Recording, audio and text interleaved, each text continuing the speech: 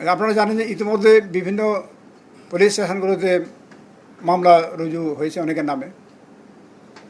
আর আইনগত ব্যবস্থা এটি চলমান প্রক্রিয়া, এটি পূর্ণাঙ্গ রূপ পেতে হয়তো সময় লাগতে পারে। আর বিভাগীয় ব্যবস্থার বিষয়গুলো আসলে চলমান, এগুলো আমরা চলমান প্রক্রিয়ার মধ্যে আছে এগুলো। এটি আসলে আমাদের কাছে এখন যে সকল মামলা তারা আছেন, এগুলো সাম্প্রতিক যে আন্দোলনে গণ আন্দোলনে যে হত্যাকাণ্ড যেগুলো হয়েছে এই সকল মামলায় তারা আমাদের নিকট রিমান্ডে আছেন। তো আমরা মূলত এই সকল বিষয়ে তাদের দিক থেকে যে সকল সহযোগিতা বা ধরেন তারা বিভিন্নভাবে হয়তো কেউ অর্থ নিয়োগ করেছেন, কেউ হয়তো পরামর্শ দিয়েছেন, অনেকে আবার বিভিন্ন সময়ে বক্তৃতা বিবৃতি দিয়ে এটাকে উৎসাহিত করেছেন। আমরা এই সকল বিষয়ে এই মুহূর্তে জিজ্ঞাসাবাদ করছি যে তাদের ইনভলভমেন্টটা এটা পরিষ্কার হওয়ার জন্য। না, এই বিষয়ে আমাদের এখনও সুনির্দিষ্ট কোনো তথ্যপাত নেই। আমরা যাদেরকে গ্রেপ্তার করতে পেরেছি শুধু তাদের তথ্যপাত্রই আমাদের কাছে আছে। এটি আমি আপনার সাথে একমত নই। আমরা চাই যে সকল পুলিশ বাহিনীর সদস্য সবাই পেশাদারিদের সাথে কাজ করবে। কে কোন জেলা থেকে আসলো বা কোথেকে আসলো এটি আমাদের বিবেচনার বিষয় নয়। আমরা চাই এটি সুন্দর সুশৃঙ্খল পুলিশ বাহিনী তৈরি করতে, যেখানে সকল পুলিশ সদস্যের আচরণ হবে পেশাদার। পুলিশের কাজ আপনারা জানেন আইন এবং বিধি দ্বারা নিয়ন্ত্রিত। তো কাজেই এখানে কোনো কোন স্থান থেকে আসছেন বা কোন এলাকা থেকে আসছেন এটি আমাদের কাছে বিবেচনা নয়। আমরা এটি সুন্দর পুলিশ বাহিনী করতে চাই যারা পেশাদারিত্বের সাথে দায়িত্ব পালন করবে। আর এটি আমি পরিষ্কার করি আপনাদের কাছে যে কোনো মামলায় বিভিন্ন ধরনের অপরাধী, বিভিন্ন ধরনের তাদের ইনভলভমেন্ট থাকে। তাদের যে প্রিন্সিপাল অফেন্ডার আছে, আবার অ্যাবেটর আছে। তো অনেকেই যে এই সকল অপরাধে যারা ইতিমধ্যে আছে তারা হয়তো এই অপরাধকে সংগঠনে সহযোগিতা করেছেন বিভিন্নভাবে, এবং আপনারা জানেন এগুলো।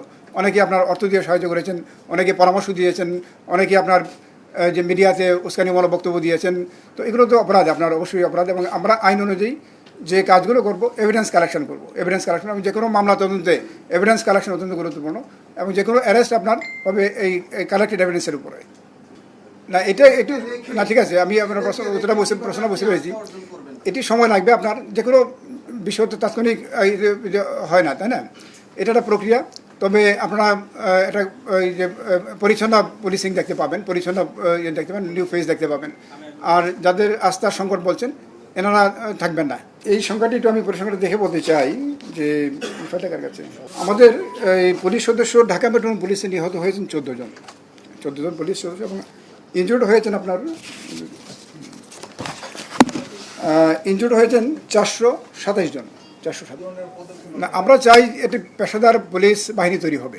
এখানে আপনার দুর্নীতি, অনিয়ম, অন্যায় এর কোনো স্থান থাকবে না। এবং এটার জন্য আমাদের দিক থেকে যেরকম যে কর্মপরিকল্পনা থাকবে, একই সাথে আমরা জনগণের সাপোর্টও চাই যে আপনারা ধরিয়ে দেন কে এরকম যে অপরাধমূলক কাজগুলো করছে, নিয়ম বহির্ভূত বিধিমূলক কাজগুলো করছে, এগুলো আপনারাও ইনফরমেশন আমাদেরকে দেবেন এবং অ্যাকর্ডিংলি আমরা ব্যবস্থা নেব।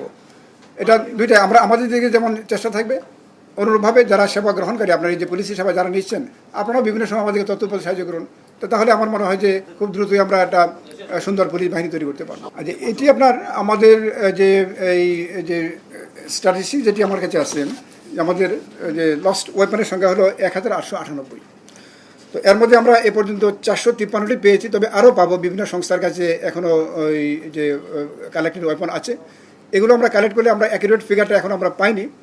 তবে আমার মনে খুব বেশি যে গ্যাপ হবে না যখন আমরা টোটাল পিকচারটা পাবো। আর এটি আমরা চেষ্টা করছি, ধরুন আপনার যে যখন আমরা এখানে দায়িত্ব পালন শুরু করি তখন এটা একেবারেই যে জিরো পজিশনে ছিল। কোনো পুলিশ হিসাবে আপনারা দেখেছেন, নিজেরাও দেখেছেন যে একেবারেই জিরো ইয়ে ছিল। তো আমরা আস্তে আস্তে এটাকে আমরা রেজ করার চেষ্টা করছি, এবং আমরা বিশ্বাস করি, আপনারাও স্বীকার করবেন যে এটা যে এত দ্রুত সময়ে যে এই যে ট্রাফিক পুলিশ অ্যাক্টিভেটেড হয়েছে, পুলিশ স্টেশনগুলো অ্যাক্টিভেটেড হয়েছে। তো ইনশাল্লাহ সামনের দিনগুলোতে আমাদের পূর্ণ সক্ষমতা নিয়ে আমরা কাজ শুরু করতে পারবো। আর আমাদের ডিএমপিতে অলমোস্ট সবাই যোগদান করেছেন, সবাই। এটা যেটা নেই এটা একেবারেই নমিনাল, যেগুলো আপনার হয়তো এদিক সেদিক আছে। এটা হয়তো কেউ ছুটি থাকতে পারে, ওষুধ থাকতে পারে, বিভিন্ন বিষয়, ঠিক আছে। আর এটি আপনার বিষয় আছে, যেমন ধরেন অনেকে আমরা যেটা করি, অনেকের যে লাইসেন্সকৃত অস্ত্র ব্যবহার হয়েছে এগুলোতে, আবার ইলিগাল ফায়ার আর্মসের ব্যবহার হয়েছে। তো কাজেই চ্যালেঞ্জ আমাদের সামনে অনেক চ্যালেঞ্জ, যে এগুলোকে কীভাবে আমরা এই যে নিউট্রালাইজ করবো, আমাদের সামনে অনেক চ্যালেঞ্জ। আমরা প্রতিটা বিষয় আমাদের মাথায় আছে, আমরা চেষ্টা করবো এগুলো নিয়ন্ত্রণের জন্য। আচ্ছা, এটা নির্দিষ্ট করে বলা যাবে না, আমরা কন্টিনিউয়াসলি চেষ্টা করছি। এবং এখনও আমাদের যে ফিল্ড যারা কাজ করছেন ফিল্ডে, আমরা বিশেষত যে ট্রাফিক পুলিশে অনেকেই আপনার এখনও ওই যে পাবলিক বুলিংয়ের শিকার হয়েছে অনেকেই। তো এটা আপনাদের সাপোর্ট চাই আমরা, যাতে করে আপনার এই যে পুলিশ যারা এই পুলিশি সেবাটা দিচ্ছেন তারা যেন আপনাদের সাপোর্ট নিয়ে কাজটা করতে পারে।